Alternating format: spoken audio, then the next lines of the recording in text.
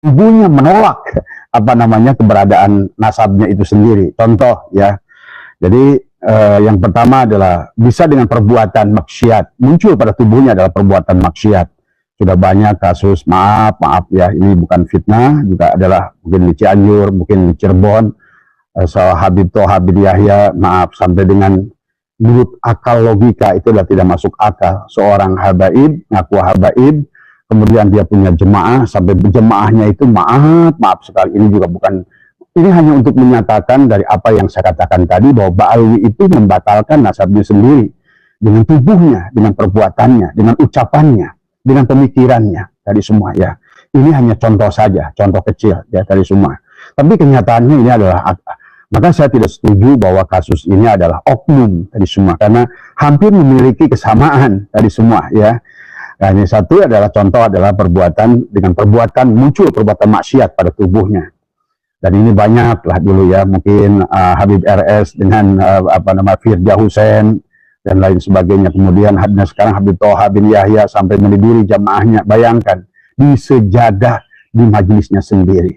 Ini di luar nalar. Saya tidak melihat kambing pun demikian. Ya, dimanapun berada, semoga semuanya senantiasa ada dalam kebahagiaan. Pada sore hari ini, kebetulan Abah baru saja pulang, sahabat-sahabat, ya, para ustadz, para kiai, kita diskusi, ya, dan kita sepakat bahwa sesungguhnya nasab Ba'alwi kepada baginda Nabi, sebetulnya yang adalah membatalkannya adalah Ba'alwi sendiri. Maka oleh karena itu, sahabat, saya mengajak kepada siapapun dan dimanapun, marilah kita senantiasa menjaga keademan, ya, kita jaga apa namanya kesatuan dan persatuan.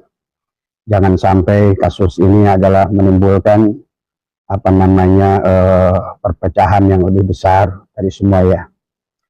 Tetapi pada kesempatan ini saya sesungguhnya, kami adalah yang apa namanya menentang Ba'alwi ini adalah, apalagi yang Abah selalu sampaikan adalah hanya semata-mata menjawab ya tadi semua dari pertanyaan-pertanyaan sahabat-sahabat dimanapun berada. Yang kedua adalah yang disampaikan oleh kami adalah fakta. Maka saya selalu katakan, apa yang disampaikan oleh Abah silakan bantah kalau ada fakta yang bisa membantahnya. Dan sebetulnya demikian juga saya tahu adalah hati sanubarinya apa namanya Kiai Imaduddin juga sama. Pada dasarnya apa yang dilakukannya adalah untuk kebaikan tadi semua ya. Maka niat kebaikan ini jangan sampai ditanggapi adalah perkara yang tidak baik. Maka sesungguhnya saya selalu menegur dari pihak yang apa namanya menolak nasab Ba'alwi ini adalah jangan sampai adalah membuat fitnah-fitnah tadi semua. Apapun yang disampaikan, dan saya menyaksikan hampir semua video daripada kiai-kiai ataupun para apa namanya ahli-ahli yang menolak Ba'alwi ini, semuanya tidak ada yang menyampaikan keburukan. Maka tidak ada dari pihak kami penuduhan Hawari, tidak ada penuduhan Wahabi, tidak ada kita mengatakan bahasa biasa binatang, apa namanya Dajjal dan lain sebagainya, tidak ada. Ya, sebetulnya yang kita sampaikan adalah justru pembelaan tadi semua. Dan sesungguhnya inilah yang juga barangkali buat para sepuh, ya mohon maaf, inilah beda adalah apa namanya Gen Z ini adalah memang beda ya. Maka bukan hanya urusan nasab, sesungguhnya nanti dalam termasuk urusan amaliyah, orang-orang sekarang ini adalah semakin cerdas tadi semua. Dan yang selalu dicari oleh mereka adalah bukti dan fakta, bukan fitnah. Jadi tidak bisa untuk Gen Z sekarang ini adalah pada saat sesuatu itu sudah disampaikan, walaupun katakanlah sudah surah wal istifadah, tapi orang-orang sekarang itu nggak ada, selalu ingin bukti dalam segala hal. Maka inilah yang barangkali harus dipahami oleh semuanya, dan harusnya adalah ditanggapi dengan positif. Apa yang barangkali dimulai ini adalah dari tesis Kiai Imaduddin, maka bahaslah ilmiah dengan ilmiah. Jadi bukan marah-marah, bukan lain sebagainya. Jadi pahami ya. Jadi banyak yang menuduh ke saya ini adalah Abbas itu adalah pengadu domba umat, pengadu domba, pemecah belah. Tidak ada. Enggak, yang saya sampaikan itu adalah baik sejarah maupun tentang dakwah mereka, adalah semuanya yang saya tanggapi adalah memang dari ucapan-ucapan mereka. Maka saya berharap sebetulnya kepada kiai-kiai sepuh yang barangkali memang harus juga memahami adalah Gen Z ini berbeda dengan pada saat penjenengan dulu pada masa-masa muda.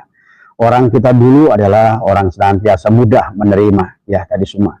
Tapi sekarang ini beda. Tadi semua sekarang ini anak muda sekarang selalu mencari gitu kan tadi semua.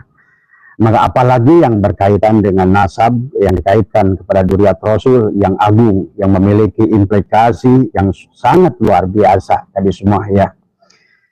Tetapi walaupun begitu, sesungguhnya kalau menurut saya, menurut Abah ya, dan juga tadi dari teman-teman yang saya punya teman diskusi ya, setiap hari Jumat sore adalah para kiai yang selalu juga membawakan masukan pada saya dari kitab-kitab mereka, dari kajian-kajian mereka, dan kita sepakat sesungguhnya cikal bakalnya kejadian ini adalah dimulai daripada akhlak Ba'alwi sendiri dari semua. Maka Abah membuat judul hari ini adalah bahwa nasab Ba'alwi dibatalkan kepada baginda Nabi itu adalah pada dasarnya oleh perbuatannya sendiri, oleh akhlaknya sendiri. Maka semakin keras atau mereka mengaku dzurriyyat ya, tubuhnya sendiri akan semakin keras menolak dari semua.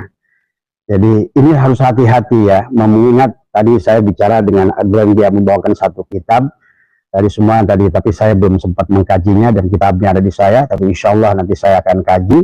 Jadi ada satu klausal tadi semua ya, pandangan ulama, maka hati-hati mengisabkan darah kita kepada darah orang mulia. Karena nanti walaupun kita tidak ada yang mengakui, tidak ada saksi, nanti tubuh kita sendiri yang akan bicara. Itulah yang nanti dikatakan juga di dalam dalam sebuah hadis, nanti di akhirat seluruh tubuh kita adalah mulut kita dikunci, maka seluruh tubuh kita lah yang bicara. Maka inilah sekarang seolah-olah Ba'alwi ini tubuhnya berbicara. Dari tubuhnya timbul maksiat, dari kalamnya timbul maksiat, dari ucapannya timbul maksiat, dari otaknya timbul maksiat. Sesungguhnya itu adalah penolakan kepada pengakuannya sendiri kepada dzurriyyat yang agung, yang mulia tadi semua, yaitu baginda Nabi Muhammad SAW tadi sahabat ya. Nah inilah maka harus kita pahami juga, patut dicurigai gitu kan sekarang, karena kalau dulu para habib ini adalah memiliki akhlak mulia, barangkali dulu mereka adalah jangan-jangan tadi itu tadi saya bilang tadi, maka harus tes DNA, barangkali ada yang asli itu kan tadi semua ya dari mereka tadi semua. Nah inilah barangkali maka pada hari ini Abah ingin sampaikan fakta-fakta lagi. Abah bukan memfitnah tadi semua, bahwa sesungguhnya nasab Ba'alwi ini dibatalkan oleh Ba'alwi sendiri dengan perbuatannya. Dan ternyata tadi saya diskusi dengan para kiai itu ada sepakat, karena nanti saya akan bacakan kitabnya kalau nanti saya sudah siap baca semua, natijahnya saya sudah ketemu gitu kan tadi. Ternyata sebagian kecil itu yang saya tangkap bahwa pada dasarnya pada saat seseorang menisbatkan adalah darahnya kepada seseorang yang mulia, walaupun tidak ada yang membantahnya, dia sendiri yang akan dia mulutnya adalah dirinya akan membatalkannya tadi semua dengan ucapannya, dengan perbuatannya, dengan sikapnya yang sesungguhnya dia itu sudah memberitakan tubuhnya menolak keberadaan nasabnya itu sendiri. Contoh ya, jadi yang pertama adalah bisa dengan perbuatan maksiat, muncul pada tubuhnya adalah perbuatan maksiat. Sudah banyak kasus, maaf ya, ini bukan fitnah, juga adalah mungkin di Cianjur, mungkin di Cirebon, Habib Habib Yahya, maaf, sampai dengan menurut akal logika itu adalah tidak masuk akal. Seorang habaib, ngaku habaib, kemudian dia punya jemaah, sampai jemaahnya itu maaf sekali, ini juga bukan, ini hanya untuk menyatakan dari apa yang saya katakan tadi, bahwa Ba'alwi itu membatalkan nasabnya sendiri dengan tubuhnya, dengan perbuatannya, dengan ucapannya, dengan pemikirannya tadi semua ya. Ini hanya contoh saja, contoh kecil ya tadi semua. Tapi kenyataannya ini adalah, maka saya tidak setuju bahwa kasus ini adalah oknum tadi semua, karena hampir memiliki kesamaan tadi semua ya. Nah, ini satu adalah contoh adalah perbuatan, dengan perbuatan muncul perbuatan maksiat pada tubuhnya. Dan ini banyak lah dulu ya, mungkin Habib RS dengan Firja Hussein, dan lain sebagainya. Kemudian sekarang Habib Thaha bin Yahya sampai meniduri jamaahnya. Bayangkan, di sejadah di majelisnya sendiri. Ini di luar nalar. Saya tidak melihat kambing pun demikian. Ya, saya tidak pernah melihat barangkali tadi semua ya. Ini semua ini. Kemudian Habib Aceh Ali Jindan. Kita tahu ya dari karena sekarang banyak dari ucapan mantan istrinya yang bicara di sana di sini, dan dia mengakui dia lebih dari selusin wanita-wanita, ada yang nggak dinikahi, yang ada dijanjikan, kemudian ajak di hotel, ditiduri, dan lain sebagainya. Inilah, padahal Ali Jindan itu banyak ceramahnya. Walaupun kau berkata Islam, tapi tubuhmu adalah tidak Islami, tadi semua ya. Ini sebetulnya yang harus dipahami oleh sahabat-sahabat pendukungnya. Abah nggak apa-apa dimaki oleh kalian. Yang kalian belum paham, nggak apa-apa. Abah nggak ada masalah, tadi semua ya. Tadi semua ya, Abah bahagia saja dari karena masalah. Karena yang Abah ingin sampaikan ini adalah fakta-fakta yang harus kita adalah belajar untuk cerdas memahami tentang keadaan ini tadi semua ya. Kemudian apa namanya, dengan ucapannya, banyak Habib Rizik itu adalah dengan ucapan-ucapannya yang luar biasa, sehingga dulu menghina ulama NU adalah karena memang Habib Rizik itu adalah apa namanya, dari PAM Swakarsanya Pak Harto yang dibentuk menjadi FPI. Di awal memang saat itu Gus Dur lagi kuat akan menghalangi Gus Hasan untuk menjadi ketua PBNU.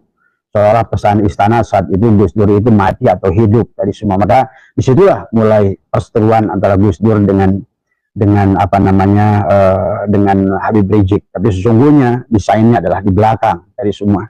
Tapi inilah juga yang saya harus katakan, ulama yang sesungguhnya ulama. Maka kenapa katakan al ulama innama yakhshallah min ibadil ulama. Ulama yang sesungguhnya adalah yang takut pada Allah. Dia nggak takut dengan Pak Harto, dia nggak takut dengan Habib Rizik. Maka sekarang ulama-ulama NU yang justru sebaliknya tadi semua ya, berpihak kepada Habib Rizik, kepada Habib Alawiyah, ini sungguh aneh sesungguhnya. Saya pertanyakan tentang keulamaannya tadi semua. Apalagi nanti saya live nanti malam bicara tentang kebangsaannya. Karena masalahnya sekarang ini bukan hanya mereka adalah karena mengaku Duriat ini, kalau menurut Abah setelah diselidiki sejarahnya adalah sebetulnya adalah nanti ke depannya planning jangka panjangnya adalah penguasaan bangsa ini sebenarnya. Kalau kita pahami step demi step ya, dan sangat terstruktur dan masif tadi semua ya. Nah inilah termasuk Habib Rizik mengatakan Gus Dur adalah buta mata, buta hati. Allahu Akbar tadi semua. Nah inilah ya yang harus juga, kalau namanya para orang-orang Indonesia yang justru malah membela mereka itu, kalau menurut saya aneh. Tapi saya kembali tidak menyalahkan kalian, silahkan itu hak kalian tadi semua. Cuma bagi kita pun adalah sama, dan makanya sebenarnya kalau Habib-Habib ini mau tes DNA sudah selesai sebetulnya, biar cepat. Mereka nggak mau tes DNA sahabatku karena tahu mereka itu sebetulnya bukan ya. Dan pada dasarnya kalau mereka itu adalah Duriat, apa yang harus ditakutkan? Toh saya ini asli tadi semua. Sama ketika Anda membawa emas ke toko, Anda tahu itu asli, kenapa Anda takut tadi semua dengan mengetes emas itu kadarnya tadi semua ya. Tapi kalau mengaku-ngaku emas, tapi ternyata besi yang berkarat, ini tadi saya bilang tadi, kau 1000 kali mengaku emas, ternyata ada besi yang digalvanis, muncullah karat. Nah inilah, karat inilah perkataan yang buruk itu seumpama karat. Perbuatan yang buruk adalah seumpama karat. Dan saya melihat tadi semua baik dari yang paling lembutnya maupun sang bawah itu punya karakter yang sama ya. Nah inilah yang harus dipahami oleh semua tadi semua sahabat-sahabat semua. Lihat dengan yang kedua adalah Habib Rizik itu, si Habib itu adalah, kalau menurut saya RS ini sangat licik tadi semua ya, yang selalu mengadu domba umat tadi semua, padahal dia adalah hanya hamba politik yang selalu digunakan. Lihat dalam pilkada gubernur DKI, dalam pilpres, dalam apa, ini sebenarnya juga harus dipahami oleh kalian semua ya, adalah inilah ya, aduh gimana saya ngomongnya tadi semua, membutuhkan ketajaman hati untuk melihatnya tadi semua. Kemudian lihat dari liciknya Habib Rizik, dia berkata gunakan HP untuk memfitnah. Karena pada saat kita tidak menguasai TV mainstream kayak TV One, kayak TV Metro dan lain sebagainya, dia bilang gunakan HP-mu tadi semua ya untuk memfitnah, kemudian sebarkan, luaskan, ulang-ulang tadi semua. Kemudian kalau ada kebaikan dari orang-orang, kemudian inilah apa namanya, gunakan HP untuk memfitnah lawan politiknya atau yang tidak searah dengan perjuangan Habib Rizik tadi semua ya. Karena kita tahu bahwa Habib Rizik ini kenapa berkelompok orang-orang yang Anda bisa sebutkan lah, tahu semua ya, yang punya hajat untuk khilafah di Indonesia. Padahal kita tahu khalifah yang pertama saja, Abu Bakar itu diracun, Umar itu ditusuk, Utsman itu ditusuk, Ali itu ditusuk, bahkan sampai Ali bin Abi Thalib harus perang dengan istri tercintanya Rasulullah, berarti mertuanya sendiri, Aisyah. Karena dia putri Abu Bakar, dia lawan tadi semua ya. Dan kemudian nanti lanjutnya adalah dengan perang Siffin, kemudian juga terjadilah perang Karbala tadi semua. Begitu bagaimana Yazid kalau tidak salah, maaf saya kalau saya sebutkan nama, begitu kejamnya dia adalah membunuh Hasan dan Husain tadi semua. Jadi coba kalau Anda berpikir tentang khilafah, sungguh aneh karena bangsa ini didirikan ada satu nusa, satu bangsa, satu bahasa, didirikan oleh orang-orang pemuda-pemuda, putra-putri Indonesia dari berbagai suku bahasa dan agama. Kalau Anda jadikan agama ini khilafah, berarti begitu ini berdiri khilafah akan perang kita dengan Jawa, dengan Bali, karena mereka Hindu dan semua.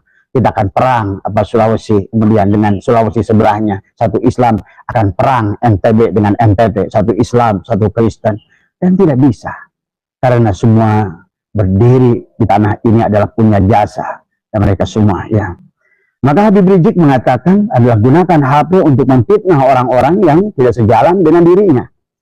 Kemudian buatlah fitnah dan sebarkan. Kemudian kalau ada kebaikan, jangan disebarkan. Tapi kalau ada keburukan sekecil apapun, buatlah fitnah itu lebih besar. Sebarkan, kirimkan terus. Ini coba. Apakah mungkin menurut Anda pemikiran semacam ini datang dari seorang zuriat Rasul?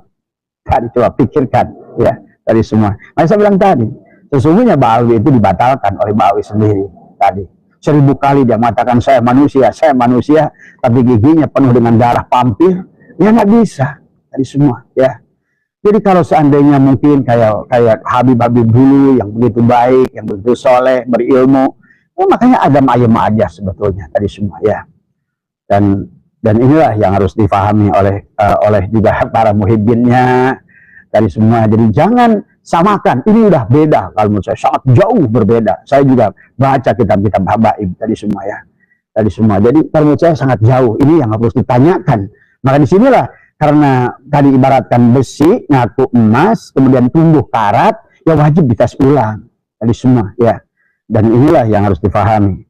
Kemudian RS mengatakan lagi kalau ada gelar kehormatan, gelar akademik, apakah doktor, profesor, kiai, jangan disebutkan, biar mereka kelihatan orang bodoh. Ini licik ini semua tadi semua ya. Kalau ada kesalahan kecil, besarkan tadi semua. Kalau ada persoalan besar, viralkan tadi semua. Ini kan datang dari tadi semua ya. Yuwaswisu fi sudurin nas minal jinnati wan nas ya.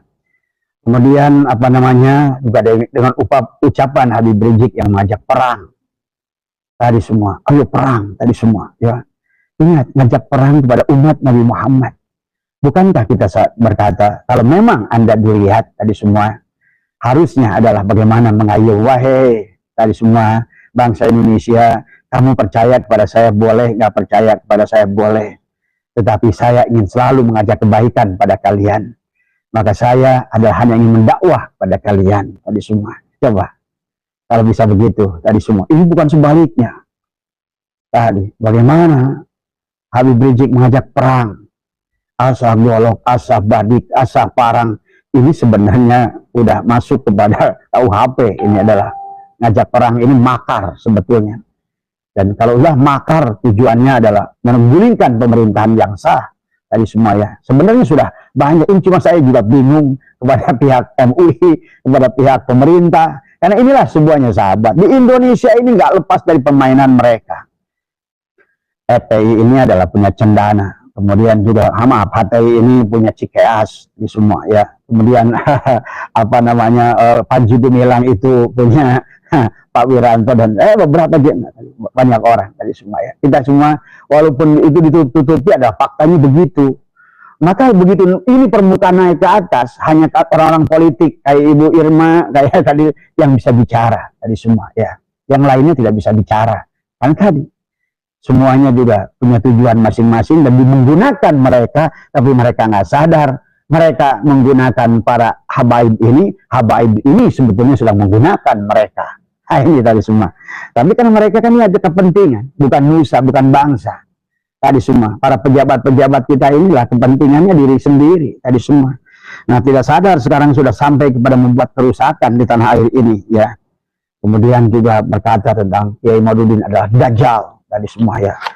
Ini nggak mudah, sahabat, tadi semua. Maka hati-hati, ya. Dan orang Kiai Madudin itu orang baik, ya, kalau menurut saya luar biasa, sangat berilmu, kitab-kitabnya udah banyak, tadi semua, ya.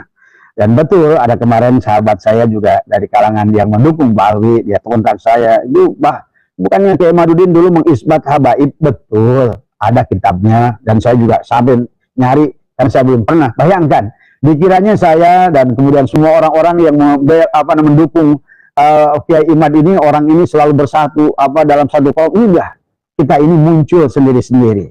Sampai hari ini saya belum pernah ketemu Kiai Imad, bayangkan ada 2 tahun. Karena bagi kita adalah bukan apalagi ada di luar. Ini ada yang membiayai, siapa yang membiayai? Kita aja tadi semua. Sampai ada Ikhwan kalau mau pertemuan tadi minta buat transport. Nah ini kayak dari Ikhwan Sukabumi baru saja WA karena dia bilang mau bikin rapat PWI di Pelabuhan Ratu. Dia udah WA lagi, dari buat biaya rapat dan lain sebagainya. Ini benar-benar semuanya adalah murni dari hati sanubari, menghendaki bahwa kedamaian untuk bangsa ini, menghendaki Islam akan kembali kepada terarah. Kalau dulu mereka ulama-ulama itu, mereka para habaib itu memang berdakwah, dakwahnya juga nyata dan lain sebagainya. Tapi yang sekarang ini yang didakwahkan oleh mereka karena mereka jahil, karena tadi mereka tuh sudah punya anggapan tadi salah menafsirkan ayat Al-Quran bahwa mengatakan bahwa nasab lebih utama dari ilmu. Ini sudah inilah yang membuat mereka tidak mau mencari ilmu. Akhirnya begitu kasus ini ada, ya akhirnya meminta orang-orang ulama-ulama yang ada yang masih membela mereka tadi semua, ya. Ya itu pun ada kaitan, yang satu punya menantu Habib, ya, tadi semua. Ini kembali adalah masalah kepentingan. Maka masuk akal lah kalau seandainya itulah, makanya manusia namanya. Manusia itu selalu ada sisi manusianya, membela karena kaitannya ada pernikahan, ada tadi itu ya, punya menantu Habib dan lain sebagainya. Jadi menurut saya ya wajar kalau mereka membela itu semua tadi, ya. Tapi kalau menurut saya bukalah wawasannya, kemudian kalau tidak juga kita akan hancur negara ini kalau kita biarkan tadi semua, ya. Kemudian Habib Muhdar tadi juga sama. Sebetulnya banyak dari kalam-kalam mereka yang menurut saya ini mustahil. Bagaimana mungkin tadi semua Duriat Rasul ngajak perang dengan umat baginda Nabi tadi semua. Tadi. Makanya istilah Habib dulu itu sebetulnya Habib itu adalah orang yang mencintai, dicintai. Dia mencintai yang bukan Habib, dan yang bukan Habib mencintai Habib dulu itu. Jadi istilah Habib itu bukan pada satu pihak, tapi begitu saling cinta mencintai, itulah Habib sebetulnya. Istilah Habib itu ada pada orang yang saling cinta mencintai tadi semua. Ini bagaimana mungkin tadi semua? Bahkan sebaliknya adalah seolah-olah dengan pemaksaan, pemintaan tadi semua. Dari 4 tadi kiai yang hadir ke saya, yang satu bilang saya udah 40 jutaan, ada Pak. Ada yang bilang satu lagi saya adalah kali katanya 50 juta tadi semua. Dan semua hampir 4-nya, bayangkan dari 4 kiai yang datang 4-4-nya korban tadi semua. Nah inilah sesungguhnya harus difahami oleh semua. Mungkin saya kiai-kiai besar di PBNU tidak pernah merasa diminta oleh mereka, tapi kan tadi semua. Tapi coba dengarkan video-video dari dakwah mereka, ngeri sebetulnya. Kepada Kiai Mitra, kepada Kiai Sultan Makmun, coba dengarkan bagaimana mereka berdakwah itu. Misalnya bab ilmu, tadi semua mereka membalikan al-habib warasatul anbiya, sementara aslinya al-ulama warasatul anbiya. Ada lagi hadis mengatakan bahwa orang Arab Habib itu di atas orang lokal. Padahal Nabi bersabda, "An-nasu li Adam wal Adam maniturab la fadla li arabiyyin ila zamin wa la fadla li aswada ila ahmar illa bitaqwa." Jadi sesungguhnya secara zatnya pun Allah sudah menyatakan sama sesungguhnya.